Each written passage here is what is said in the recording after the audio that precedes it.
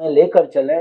भारतीय पहचान क्या है? अनेकता में एकता। में जितनी पार्टियां अभी आपको दिख रही है वर्किंग, सभी कांग्रेस के ही जड़ से पैदा हुई। यही बात, कांग्रेस ही एक ऐसी पार्टी है बिहार में जिसका प्रत्येक घर में कार्य करता है कि कांग्रेस ने कभी समाज में मतभेद पैदा करने का प्रयास नहीं। नमस्कार, स्वागत है आपका। हमारे साथ अभी पूर्णिया के जाने माने वकील डॉक्टर एस.एम. झा हैं, जो कांग्रेस सेवा दल के जिला अध्यक्ष भी हैं। उनसे बात करेंगे आखिरकार ये कांग्रेस की ये स्थिति, पूरे बिहार की बात करें, पूरे बिहार में ऐसी स्थिति क्यों है? सबसे पहले आपके तमाम दर्शकों को डॉक्टर एस.एम. झा का नमस्कार। देखिए, बिहार में कांग्रेस की स्थिति आपके अनुसार जो आप कह रहे हैं कि इतनी बुरी क्यों है, तो मैं आपको ये कहना चाहूंगा कि बिहार में जितनी पार्टियां अभी आपको दिख रही है वर्किंग, सभी कांग्रेस के ही जड़ से पैदा हुई है। और रही बात, कांग्रेस ही एक ऐसी पार्टी है बिहार में जिसका प्रत्येक घर में कार्य करता है और प्रत्येक घर कांग्रेस से जुड़ा हुआ है। कुछ कारणों से आप देखेंगे कि 1990 के बाद कांग्रेस में जो कुछ ऐसी बातें हुई जिसके कारण लोग थोड़ा सा बिदके। कांग्रेस मुसलमानों के लिए सबसे प्रिय पार्टी के रूप में रही, ब्राह्मणों के लिए सबसे प्रिय पार्टी के रूप में रही, सवर्णों के लिए सबसे प्रिय पार्टी के रूप में रही, दलितों के लिए सबसे प्रिय पार्टी के रूप में रही। और कांग्रेस के सर्वग्राह्यता का सबसे बड़ा उदाहरण ये है कि कांग्रेस ने कभी समाज में मतभेद पैदा करने का प्रयास नहीं किया और सर्वधर्म समभाव को उसने बहुत जोर दिया। लोगों ने उसे कई बार तुष्टीकरण का नाम दिया, लेकिन वास्तविकता तुष्टीकरण का नहीं था।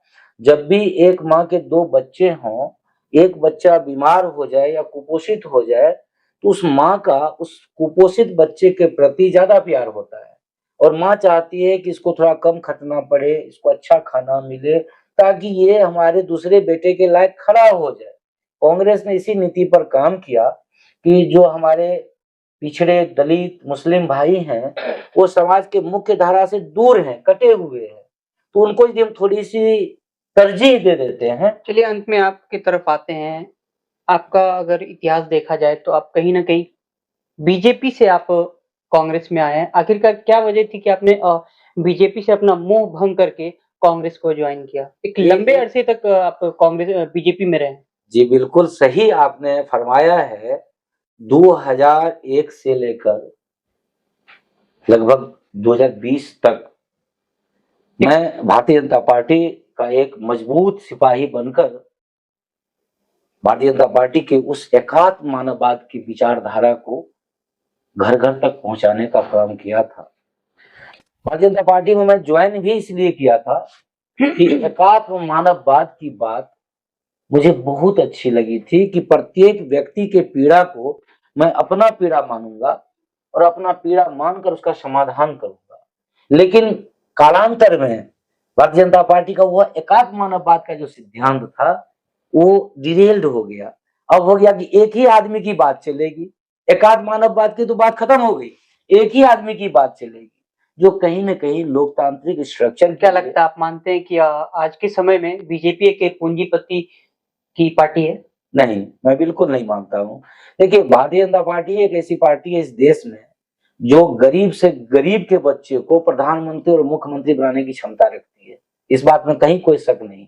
लेकिन वर्तमान कालखंड में ऐसा हुआ कि जो लोकतंत्र के आधार पर भारतीय जनता पार्टी चुन करके मोदी जी हमारे, जिन्होंने कई बार डिक्लेरेशन किया कि हम चाय बेचते थे, बहुत गरीब घर से बिलोंग करते, मेरी माँ बर्तन मांजती थी, उन्होंने कहा खुद अपने मुंह से, वह व्यक्ति भारत के प्रधानमंत्री बने, शीर्ष पद पर पहुंचे। लेकिन जिस तरह से उन्होंने संविधान को ठेस पहुंचाने का काम किया, शायद आने वाले समय में कोई नरेंद्र मोदी जी जैसा दूसरा प्रधानमंत्री बन पाएगा, यह संदेहास्पद प्रतीत होने लगा है। मतलब अभी भी आप कांग्रेस में हैं, मगर फिर भी कहीं ना कहीं बीजेपी के कार्यकाल से आप खुश हैं? देखिए, हमारे जो कवि हृदय प्रधानमंत्री थे श्रद्धेय अटल बिहारी वाजपेयी जी, उन्होंने जिस तरह से देश को चलाने का काम किया, इतने सारे पार्टीज को साथ लेकर देश के अंदर सौम्यता का व्यवहार, सहनशीलता का व्यवहार, और जो हमारा एक पहचान है भारतीयता की, कि हम सबको साथ में लेकर चले। भारतीय पहचान क्या है? अनेकता में एकता, यही हमें विशिष्ट बनाता है, और इनका प्रमाण श्रद्धेय वाजपेयी जी ने दिया था। लेकिन वो कहीं ना कहीं डगमगाया मोदी जी के शासनकाल में। भले ही मोदी जी ने कभी आगे आकर नहीं कहा कि मैं मुसलमानों को विरोध करता हूं, कभी नहीं कहा स्पष्ट रूप से, लेकिन उनका मैं कपड़े से पहचानता हूं, मटन, मुगल। अरे जो वास्तविक चीज है, being a prime minister of this country, this is your duty to take care of all the citizens, all the 140 crore citizens of this country. This is your duty. आप हमारे प्राइम मुखिया मिनिस्टर, आप मुखिया हैं। आप कोई पार्टी के नहीं हो सकते हैं, कोई दल के नहीं हो सकते हैं, आप पूरे 140 करोड़ लोगों के प्रधानमंत्री हैं।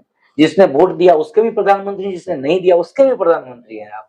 ऐसे में यदि आप विभेद पैदा करेंगे, और आप विभेद पैदा ना भी करें, आपके नीचे के लोग विभेद पैदा कर रहे हैं और आप चुप्पी साधे यदि हैं, तो निश्चित रूप से साइलेंस गिव्स कंसेंट वाली बात आप कर रहे हैं। चुप्पी से आप समर्थन दे रहे हैं कि वो लोग समाज को तोड़ने का काम करें। अभी एक भाजपा के बड़े नेता ने हमारी बहन सुप्रिया कुरैशी के बारे में कितनी गंदी टिप्पणी कर दी। उनके ऊपर कोई कार्रवाई नहीं हुआ है, कोर्ट तक ने उनके ऊपर कोई कार्रवाई नहीं किया। दूसरे नेताओं ने, भारतीय जनता पार्टी के दूसरे नेताओं ने जिस तरह की अभद्र टिप्पणियां करी हैं, यदि कोई विपक्षी दल का कोई नेता किया होता तो जिंदगी भर जेल में सड़ जाता। तो आखिर ये क्यों कर रहे हैं नरेंद्र मोदी जी? मैं आपसे ये पूछना चाहता हूं कि आपके अंदर ये दोहरा मापदंड क्यों है? यदि कोई भी गलत करता है, देश के सेना के ऊपर सवाल उठाता है, हमारे देश के महिलाओं बेटियों के ऊपर सवाल उठाता है, तो चाहे वो कोई भी हो, आपका रुख निष्पक्ष होना चाहिए, दंड बराबर होना चाहिए। आपने देखा कि एक मुस्लिम हमारे प्रोफेसर साहब ने एक सवाल पूछा फेसबुक पर, कोई गलती नहीं थी, आप पढ़ के देख लीजिए उस पोस्ट को, फिर भी आपने उसको जेल में डाल दिया। और दूसरी तरफ आपके विजय शाह ने इतनी गंदी हरकत करी, बहन सुप्रिया कुरैशी के बारे में इतनी गंदी टिप्पणी करी, वो जेल से बाहर है। ये दोहरा चरित्र क्यों? मैं ये पूछना चाहता हूँ। उन्होंने माफी तो मांगा, माफी मांग देना, माफी मांगने की बात कहाँ थी इसमें? माफी मांगना क्यों था? उन्होंने कैसे कह दिया कि आतंकवादियों की बहन को मैंने पाकिस्तान भेजा? और देर ही उन्होंने ये भी कहा कि कहते कहते फ्लो में निकल गया। तो फ्लो में आप इस तरह की हरकतें करेंगे? फ्लो में आप, एक लड़की जिसने एक पोस्ट लिखा, उसमें कुछ गलतियां थी उसकी, शर्मिष्ठा नाम है संभवतः। हाँ, कल उसको आप कलकत्ता में जेल भेज दिया गया। उन्होंने तुरंत पोस्ट को डिलीट कर दिया, माफी मांगा। उनकी माफी और विजय शाह की माफी में अंतर क्यों हुआ? मैं ये जानना चाहूंगा कि माफी उनका क्यों नहीं माना गया, सिर्फ विजय शाह के माफी में हाईकोर्ट ने भी अंतरिम रियायत कैसे? चलिए अंत में लौट करके आते हैं आपके पूर्णिया विधानसभा में। क्या लगता है पूर्णिया विधानसभा में विकास हुआ है? देखिए, पूर्णिया सिर्फ रोडें तो नजर आ रही है, बाद बाकी जो मूलभूत समस्याएं होती है उनका समाधान हुआ है? देखिए, पूर्णिया विधानसभा भारतीय जनता पार्टी के उस कार्यक्रम का एक हिस्सा है जहां विकास सिर्फ कागजों पर हुआ है। विकास भ्रष्टाचार का हुआ है, विकास अपराध का हुआ है, विकास बेरोजगारी का हुआ है, विकास महंगाई का हुआ है, विकास तानाशाही का हुआ है। अन्यथा ये सिर्फ पूर्णिया की बात नहीं है, पूरे देश में आज देख लीजिए कि हमारे ऊपर विदेशी कर्ज कितना ज्यादा बढ़ गया, महंगाई कितनी चरम सीमा पर है, बेरोजगारी कितनी चरम सीमा पर है। लेकिन दूसरे तरफ ढोल पीटा जा रहा है कि चौथी सबसे बड़ी इकोनॉमी बन गई।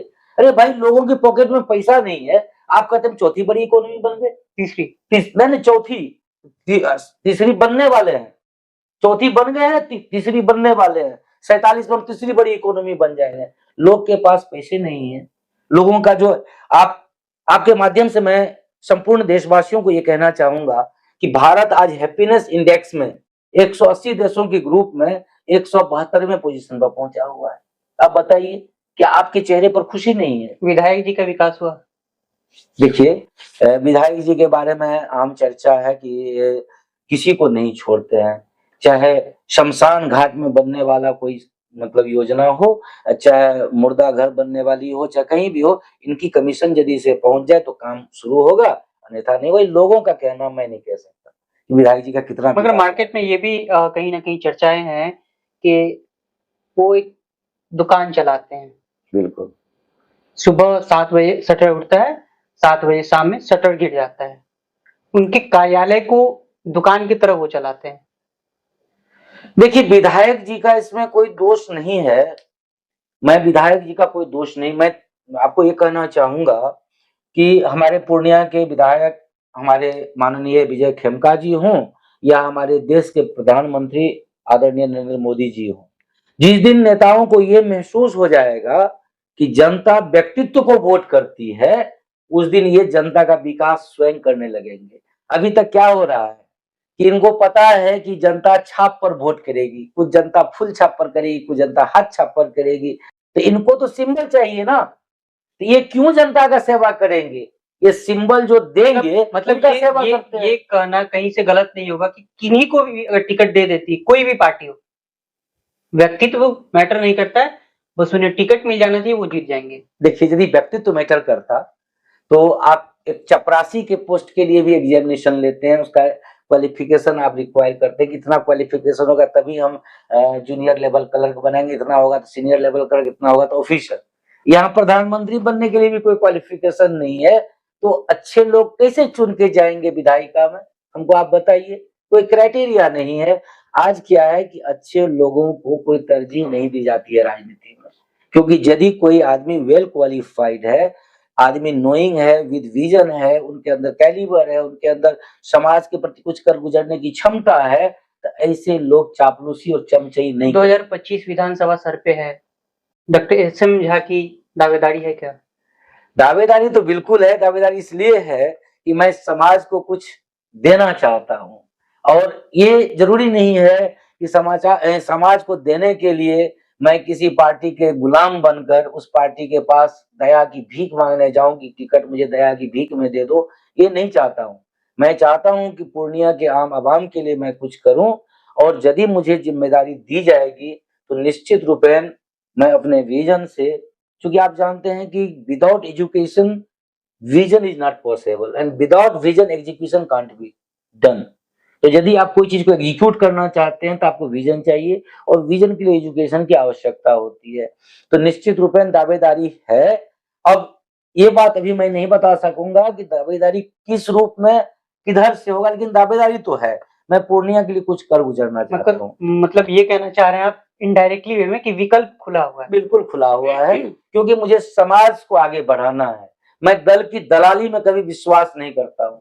मैं दल का दलाल नहीं हूँ, मैं समाज का एक सेवक हूँ। समाज यदि चाहेगी तो मैं उसके सेवा में। चलिए, सवाल फिर भी वही है कि अगर जनता ने मौका दिया, जी, आप एक संवैधानिक पद पे आते हैं, तो आपके कार्यकाल का सबसे पहला काम क्या होगा?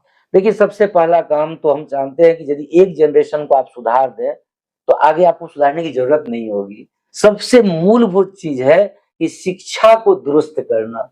यदि हम अपने बच्चों को, जैसे कि अभी मैंने आपको कहा कि मैं एक वोकेशनल इंस्टीट्यूशन का भी नींव रखा है मैंने, मैं चाहूंगा कि युवाओं को रोजगार मिले और बच्चों को नैतिक और मौलिक और आज के समय की शिक्षा जो इंग्लिश मीडियम की है वो मिल जाए। तो इसलिए मेरा विजन ये है कि मैं हर वार्ड में एक मॉडल स्कूल स्थापित करवाऊं, और जहां तक प्राइवेट स्कूल्स है, जो अच्छे परफॉर्मिंग करने वाले प्राइवेट स्कूल है, उसको मैं प्रमोट करूंगा कि आप और आगे बढ़ो और बच्चों को निःशुल्क शिक्षा दो। मैं आपको इसमें सपोर्ट करूंगा, कोलैबोरेट करूंगा। स्वास्थ्य की व्यवस्था देखिए, स्वास्थ्य की व्यवस्था पूर्णिया क्षेत्र के लिए मैं समझता हूं कि स्ट्रक्चर खड़ा है, बस एग्जीक्यूशन कराने वाले लोगों बस विजन होना चाहिए।